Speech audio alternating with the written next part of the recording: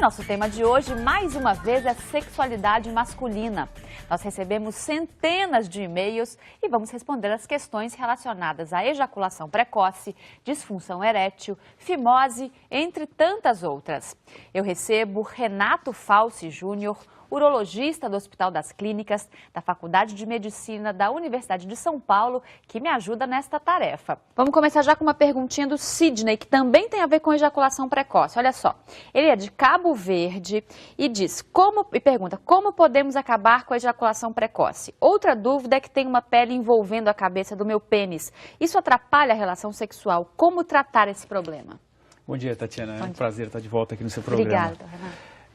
Ele falou de duas doenças, né? Ele tem essa pele que está atrapalhando para ter relação, ele descreveu exatamente a fimose. Nesse caso, faça uma cirurgia na qual se retira essa pele e resolve esse problema.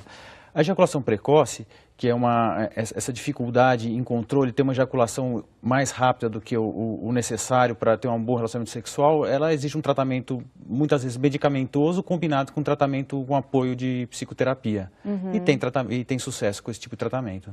Que é o que o doutor falou aí, né? Cada vez mais frequente e dá para tratar, né? Quer dizer, não precisa lidar com tanto tabu com a questão, existem drogas novas que estão aparecendo, existem drogas que já existem, que já estão no mercado e funcionam, associado com uma boa terapia, tem uma boa chance de sucesso. João agora nos pergunta o seguinte, as dúvidas são muitas, ele diz, realmente o tema saúde do homem é um paradoxo, pois apesar dos problemas, nós homens temos vergonha de falar sobre isso com a frequência que deveríamos, ele mesmo reconhece, né, doutor?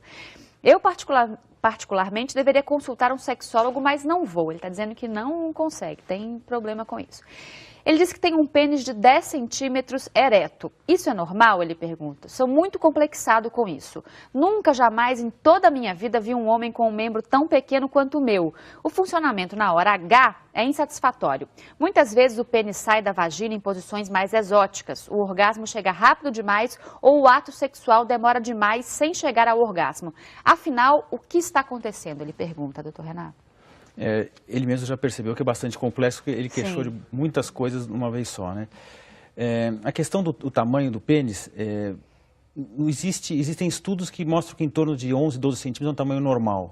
E assim como tem pessoas mais altas, pessoas mais baixas, existem pênis maiores e menores. Então 10 centímetros, que é o caso dele, não tem nada de anormal, não tem nada de anormal. Né? Inclusive tem estudos em pessoas que tiveram seu pênis parcialmente amputados por câncer e outras doenças, com restos de pênis, um remanescente de pênis menor, que isso consegue ter atividade sexual.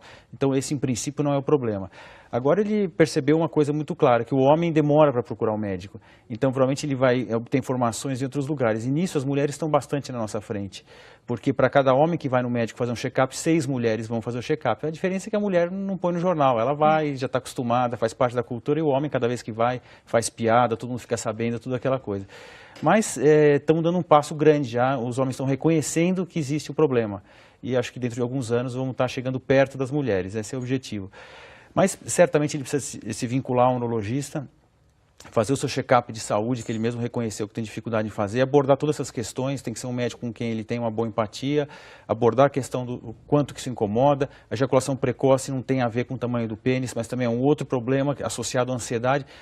E tem bastante coisa para ser tratado nesse seu telespectador. E tem que ir atrás de um especialista já, tem que ser especialista, né, e vincular ele. Com certeza.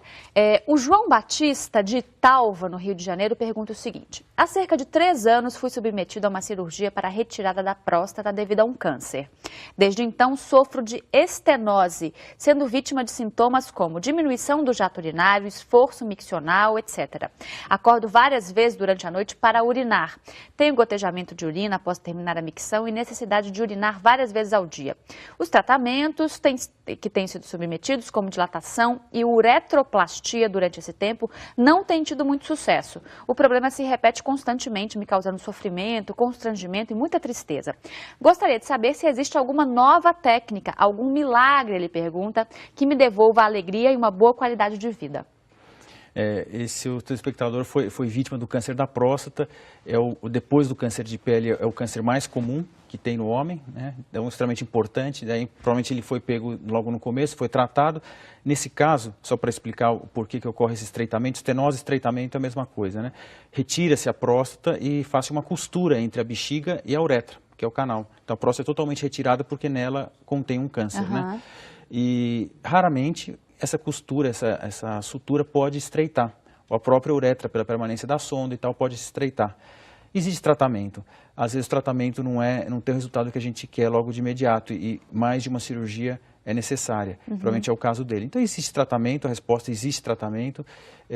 Talvez a velocidade desse resultado não esteja vindo na velocidade que ele almeja, então ele está um pouco frustrado, Sim. mas um pouco de paciência. Porque ele parece estar bastante incomodado, né? Que realmente Exatamente. dificuldade para urinar, gotejamento de urina, né? Quer dizer, isso são incômodos realmente que no dia a dia, sem dúvida né? nenhuma. Eu acho que ele tem que ter como um fato que o estimule é que ele foi curado de um câncer de próstata, né? Uma doença que poderia matá-lo.